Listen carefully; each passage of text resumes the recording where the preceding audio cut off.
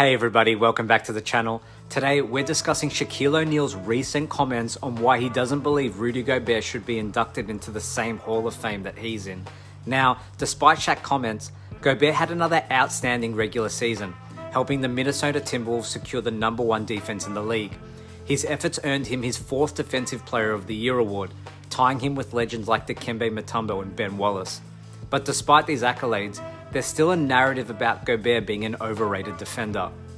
Golden State Warriors forward Draymond Green and Shaq are among Rudy's most vocal critics, and recently they discussed this on the Big Podcast, where Shaq shared his thoughts on Rudy's Hall of Fame potential.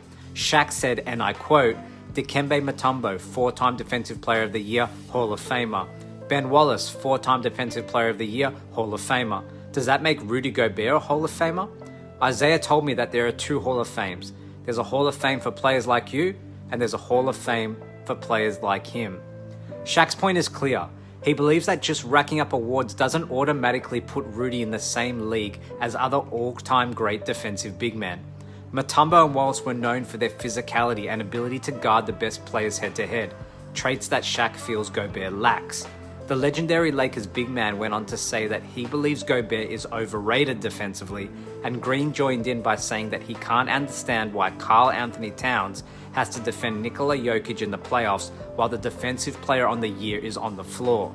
Now, it's important that we give credit where credit is due. Gobert is one of the greatest defenders of his generation. He's an elite shot blocker and shot alterer, as well as being among the league leaders in defensive rebounding and inefficient field goal percentage as the primary defender inside the paint.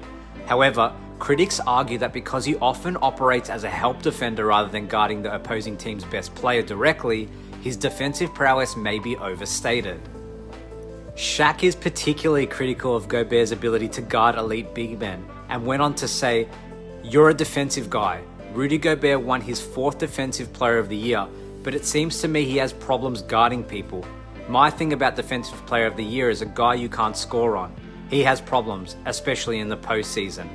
Interestingly, Draymond Green, who has been critical of Gobert in the past and on his podcast, offered a more nuanced view.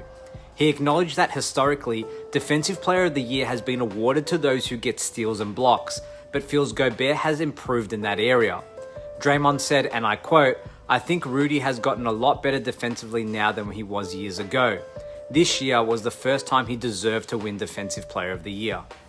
It's important to note that the Timberwolves' defensive success in the regular season wasn't just about Gobert. Chris Finch designed a system that maximized everyone's strengths, but Gobert did still play a crucial role in that. Despite not fitting the traditional big man mold of an elite defender, he still makes a significant impact as he allows the perimeter players to be aggressive on the wing and acts as an insurance policy if opponents drive into the paint. Rudy's career has sparked a lot of debate about what it means to be a great defender in today's NBA. While players like Mutombo and Wallace were known for their physical head-to-head defense, Gobert excels in a different way.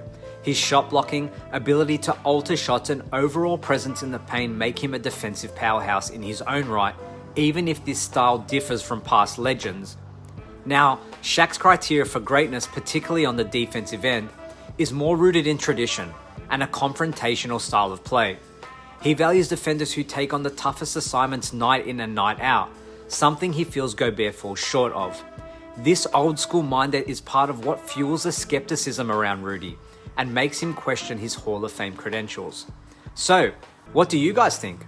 Does Rudy Gobert deserve to be in the Hall of Fame alongside legends like Shaq and other great big men? Or is he overrated as some other critics claim? Let us know in the comments below, and don't forget to like, subscribe, and hit the notification bell for more upcoming videos. My name's Damian Peters, thanks for watching, and I'll see you next time.